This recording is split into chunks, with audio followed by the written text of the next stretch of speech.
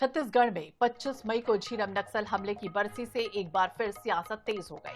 बस्तर के नक्सल मुक्त होने के बाद ये झीरम की पहली बरसी है, लेकिन उससे पहले नक्सलवाद के खात्मे पर सियासत तेज हो गई। कांग्रेस नक्सलवाद के खात्मे पर फिर सवाल उठा रही है, जबकि सरकार के मंत्री तीखा पलटवार करते हुए नजर आए। पूरा मामला क्या है और आखिरकार क्यों नक्सलवाद के खात्मे पर इतना बवाल मचा है, देखिए खास रिपोर्ट।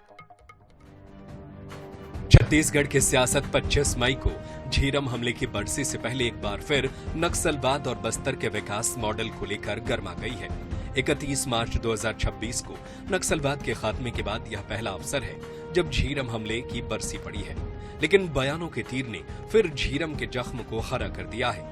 अमरजीत भगत ने बस्तर में नक्सलवाद के खात्मे और औद्योगिक विकास पर सवाल उठाते हुए कहा, बस्तर से सिरदर्द तो खत्म हो गया, लेकिन अब 104 डिग्री का बुखार आ गया है। उन्होंने तंज कसते हुए कहा, अगर जल जंगल और जमीन ही खत्म हो जाएंगे तो विकास का क्या मतलब रह जाएगा। अमरजीत भगत का यह बयान ऐसे समय आया है जब 25 मई 2013 के झीरम घाटी हमले की बरसी नजदीक है, यानी वो हमला जिसमें कांग्रेस के कई बड़े नेताओं की जान गई थी, जिसने छत्तीसगढ़ की राजनीति को हमेशा के लिए बदल दिया।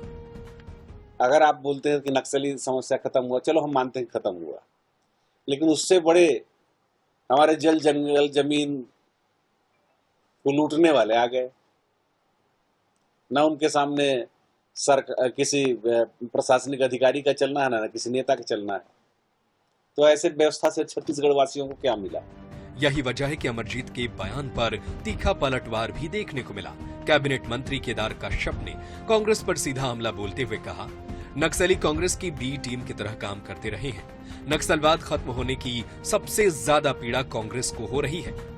केदार कश्यप ने कहा कि कांग्रेस झीरम कांड को लेकर बड़ी बड़ी बातें करती रही, लेकिन सत्ता में रहने के दौरान 5 साल तक इस मामले में कोई ठोस काम नहीं किया गया। उन्होंने यह भी आरोप लगाया कि कांग्रेस सरकार के तत्कालीन गृह मंत्री ने बस्तर में नक्सलवाद को लेकर एक भी गंभीर बैठक नहीं की।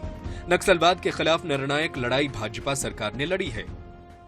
नक्सलियों के खत्म होने की पीड़ा, नक्सलवाद की खत्म होने की पीड़ा जो है कांग्रेस को उठानी पड़ रही है, क्योंकि कहीं न कहीं से उनकी बी टीम के रूप में नक्सलवादी संगठन किया करते थे।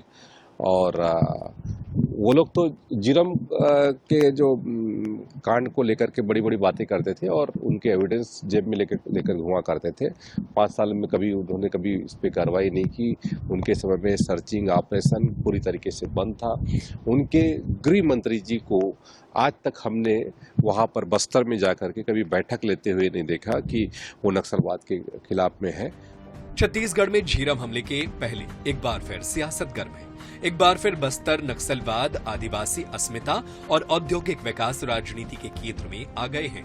अब देखना होगा कि यह सियासी बयानबाजी आने वाले दिनों में किस दिशा में जाती है। धरातल पर इसका क्या असर देखने को मिलता है। गौरव शर्मा, रायपुर।